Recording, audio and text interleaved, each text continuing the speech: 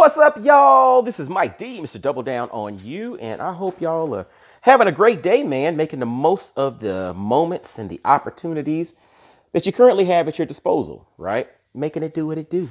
But yo, dig this, man. As you can see, I'm in the garage, doing my thing. Um, but I got a little something I wanted to drop on you all, man. It was a realization that I came to the other day that I think could be extremely beneficial for those of us that are married, that are, in very much committed relationships. And that concept is this: make sure you check your spouse before you check your phone. Think about that. Make sure you check your spouse before you check your phone. So think about this. Usually, for most of us, what's the first thing we do when we get up in the morning? We check our phone. Think about that. The first thing you do when you get up, you grab your phone and you look at it. A lot of times we're checking text messages, checking emails, scrolling through social media, checking the news of the day. I mean, literally, your eyes aren't even clear, and we got our hands on our phone.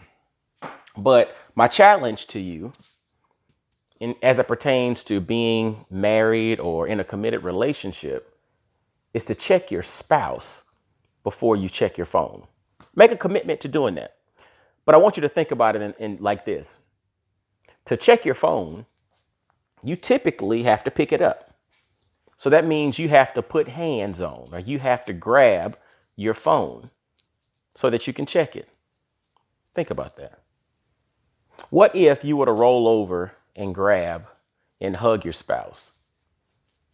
What if you were to roll over and really engage your spouse in the morning before you check your phone? Again, check your spouse before you check your phone. So you have to grab your phone. You have to pick your phone up. So that means you have to embrace or hold your phone to access it. But then to access your phone, either you use your biometrics, your eyes, that means you have to look at it, or you enter in a code, or you use your fingerprint, or maybe it's voice activated, whatever. I mean, there's so many different ways, but it takes you taking some level of action for your phone to be accessed. Think about this again. Check your spouse before you check your phone. You have to grab your phone. Why not lean over and grab, hold, embrace your spouse? You have to do something intentional to access your phone. Why not doing something intentional to access your spouse? Remember the biometric thing? You had to look at your phone, right? It has to see your eyeballs to access your phone. What if you literally spent time looking in the eyes of your spouse? You have to enter a code potentially, right? What if you sat around and you were figuring out what's the code to access your spouse? Again, think about that. I mean, I know this might be kind of woo-woo for some people, but it was a realization that I came to the other day. Before I check my phone, I need to check my spouse. And then when I get into my phone, you're scrolling through text messages and emails and looking at agendas and all of that and checking the news and checking what's going on.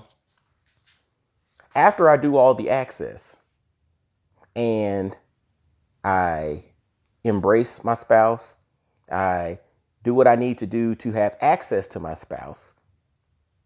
Now I'm checking things. So why don't I ask my spouse questions? Why don't I check, what's going on with my spouse's day? What's on her mind? What are in her thoughts at the particular moment? Again, check your spouse before you check your phone. Again, your phone will be there. And hopefully your spouse will too, but it's about prioritization.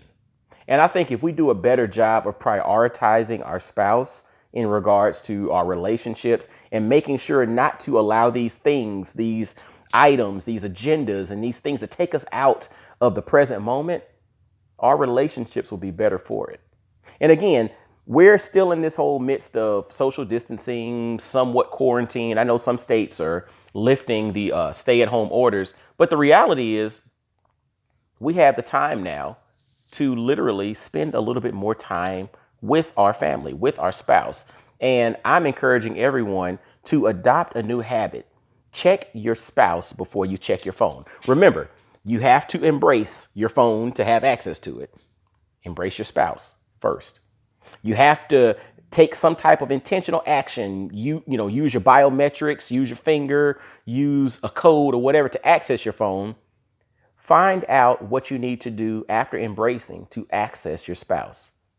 And thirdly, when you go through your phone, you're looking at agendas, you're looking at what you have going on, you're looking for the news of the day, you're trying to get information about what potentially might be going on or what's happened, since you last went to sleep. When you engage or embrace or check your spouse, let's do the same thing. What's going on in her mind? What's going on with her thoughts? What does she dream about?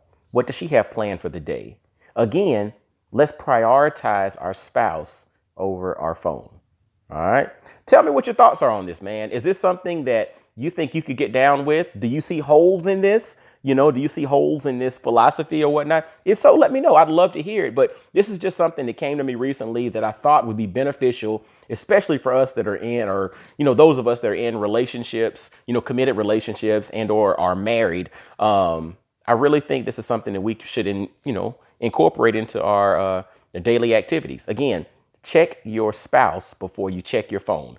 Let me know what your thoughts are. Make sure to subscribe, leave comments, and share this thing. But I definitely want to hear your thoughts on this. All right. Well, hey, this is Mike D, Mr. Double Down on You. Y'all be blessed, well, and wise, and I'll holler at you. Peace.